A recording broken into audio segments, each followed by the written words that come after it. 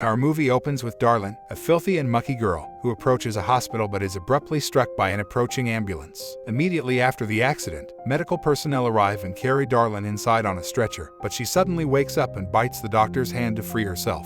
After that, Darlin crawls directly to the nursery area, where she attempts to touch a little child. Tony, one of the nurses, chases after Darlin and cautiously approaches her before snatching her up and dragging her out of the nursery. She fights to free herself from his hold as she reclines on the ground and growls at him. Tony attempts to establish a degree of trust with her by getting on his knees and making her feel secure in his presence. The doctor approaches from behind Darlin and calms her down. Tony is not too pleased with how the doctor put Darlin to sleep, claiming that she is only a teenage girl. However, the doctor argues that Darlin is too risky in his defense. Tony tends to Darlin while she is unconscious since she is going to be taken care of at St. Philomena's Catholic School for orphaned girls until they can find her a family. Tony mentions how the school turned him down for the position of adoptive parent, presumably because he is gay, and he isn't very pleased with the notion. A homeless guy is found sleeping outside by the woman, another wild woman, who is out wandering. He has his throat cut, and she removes a chunk of his stomach, carving the flesh out and stashing it.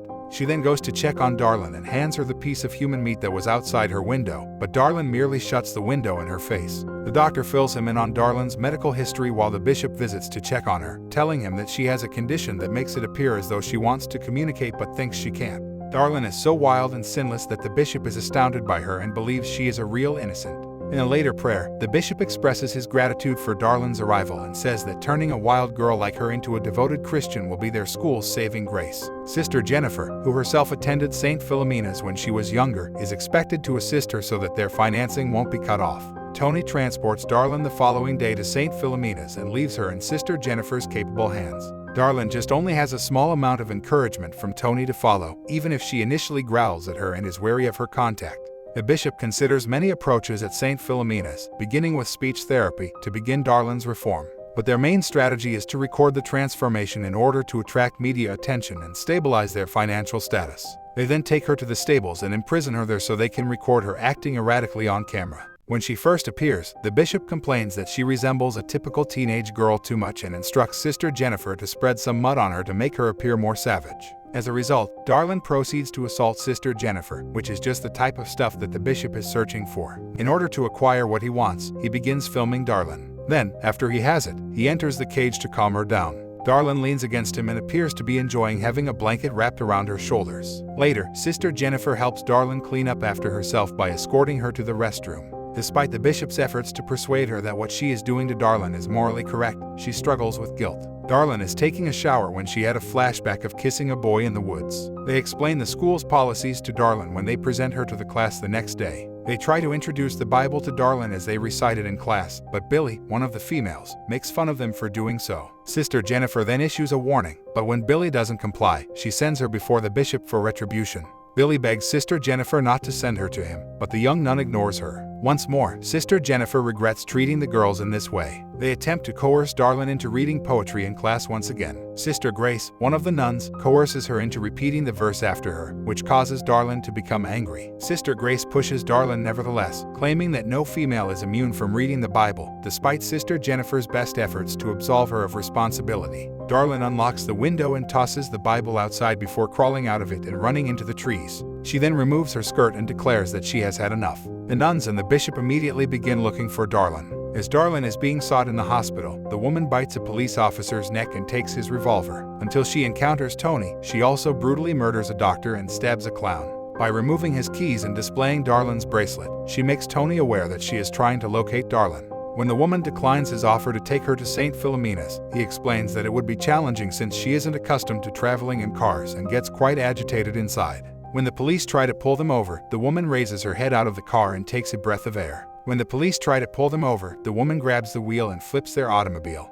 Fortunately, Tony is unharmed, but the lady manages to flee the car and hide in a nearby empty lot where she meets Mona, homeless woman. When the woman addresses Mona as Darlin, which the homeless woman only used as a term of endearment, she stops almost killing Mona. However, the woman misinterprets and assumes Mona knows where Darlin is, and the unknowing Mona brings her back to a location with other homeless women. Billy seizes the opportunity to go into the woods while Darlin is still being sought after to smoke pot and enjoy some music before discovers her. Billy converses with Darlin and plays some of her songs for her, and the two of them briefly become friends. Then, Billy takes Darlin by the hand and persuades her to go back to the school with her while stressing that they can't keep holding hands since the school doesn't like it when they touch. When Darlin returns, Sister Jennifer engages the child in speech therapy with her by having her blow through a straw. She is thrilled that the child can follow directions. She then apologizes to Darlin for the situation in class and makes an effort to make it up to him by giving him a cookie. They begin acclimating Darlin to school life by having her clean with the other girls and attempting to correct her posture, with little victories here and there. Eventually, Darlin begins to read the Bible and speak once again, but she still has a lot to learn. Darlin remembers the boy he previously kissed and vomits one morning. When she approaches Sister Jennifer, the nun is unable to provide an explanation for why the woman was punished. Darlin queries how God will expel the demon inside her later that day as the bishop praises her specialness.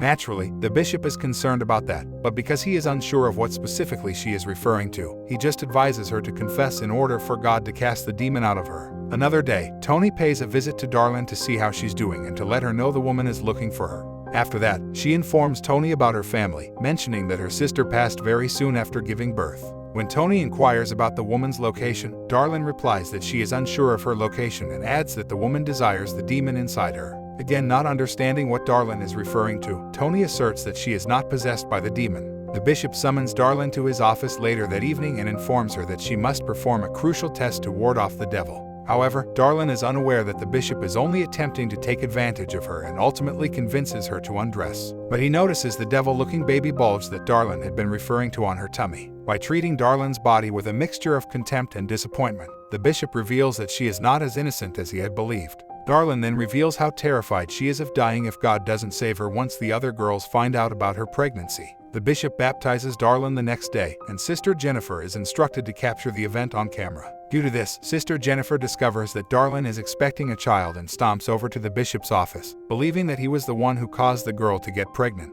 The bishop, however, is adamant that he never touched Darlin, claiming that one of the nuns confirmed that she is already 8 months pregnant. However, Sister Jennifer confronts him about the crimes he has committed, such as groping the other girls, including her, when she was younger. Sister Jennifer becomes irate and threatens to reveal the bishop, but he uses his position to threaten her with excommunication if she does. Meanwhile, the woman pursues a couple into a maternity shop where she takes a baby carrier. The bishop forces Darlin to explain how she became pregnant at confession. So, she claims that she met a man who had a rock climbing mishap and had been saved by her. Then, after having a encounter, they shared a bed before the woman murdered him. She later ate him but felt terrible remorse. The bishop is appalled and leaves before Darlin has a chance to complete her narrative when she admits that she consumed her sister's flesh after she passed away from childbirth. Despite the fact that Darlin expresses regret for what she did, the bishop feels disgusted and leaves. Darlin confirms that she doesn't want the baby when he asks her why she's there, saying that the woman sent her there so she could give birth. The woman discovers a newspaper showing Darlin in the park that details how a wild youngster was taken in by the church and also has a story about the wild child. They all assemble to battle and aid the woman in saving Darlin as she takes the newspaper right away and presents it to Mona. In front of the media and the cardinal, the other girls at St. Philomena's assist Darlin in preparing for her first communion. Sadly, when the girls depart, she begins to drink bleach from a container because she wants to get rid of the undesired baby she is carrying. The bishop summons out the gorgeously clothed white feral Darlin during communion to demonstrate how they have changed her. He first plays a film of Darlin when she was a wild animal in front of the entire congregation in the church. The bishop then makes an attempt to coax Darlin into eating the sacramental bread, but for some reason, she refuses. Sister Jennifer, on the other hand, takes the stage and exposes how the bishop mistreats the young women entrusted to his care, shocking everyone with her admission. He tries to have Sister Jennifer removed, but she responds by playing a tape from her phone of a previous discussion with the bishop in which she spoke about how he had molested her when she was younger. Darlin rips a piece off of the bishop's hand as he attempts to continue, frightening the young people present in the cathedral. Billy, Tony, and Sister Jennifer all assist Darlin as she vomits and goes into labor after that. After then, the woman and her group show up at the church as if on cue. The woman, furious, grabs a flagpole and slashes the bishop's chest open with it, killing him. The homeless ladies leave the chapel as soon as they start to panic about what the woman accomplished. The woman then assists in Darlin's delivery after getting rid of the bishop.